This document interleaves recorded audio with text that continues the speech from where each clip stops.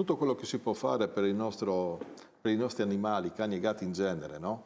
E non solo, va bene, perché viviamo in un'epoca in cui la compagnia è importantissima. Avevamo contestato il gattile fino a se stesso solamente per il fatto della cifra. 800. 800, ma non 800. bastano, perché probabilmente andremo sul 1.000.000 per fare una cosa. Poi anche avevamo contestato anche il progetto stesso, no, che era stato affidato a una persona di partito, ma al di là di questo, insomma, non è che ci interessa, più che altro è la spesa enorme, no?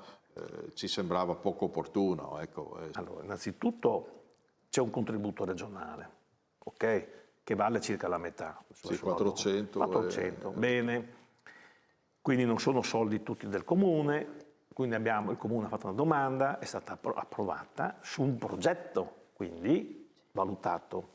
Il gattile deve sottostare a delle precise norme e modalità di costruzione e di gestione e di garanzia di spazi e di tutele che portano come dire, a definire la cifra. Non è perché è un tempio, certo. con non i è che volete fare un mosaici, gattile lussuoso. non lo so, ecco. con i mosaici, con le no, voglio dire, okay. no, perché questa è la domanda, no, io No, ho è fatto giusto, anch'io la domanda, è giusto ho spiegarlo. fatto anch'io la domanda, no, la battuta che faccio è che abbiamo dedicato un assestamento di bilancio che possiamo chiamare l'assestamento del gattile, perché abbiamo parlato solo del gattile, no? Bene. Abbiamo mosso un po' di soldi, ma alla fine la centralità è stata il gattile. Vabbè. Ecco, altra cosa invece è quando si porta a passeggio il cane e il gatto, che io vedo invece lì dobbiamo investire come formazione. Se non riusciamo a far passare culturalmente l'idea che se hai un animale lo devi vedere tu di lui, mi pare insomma che dobbiamo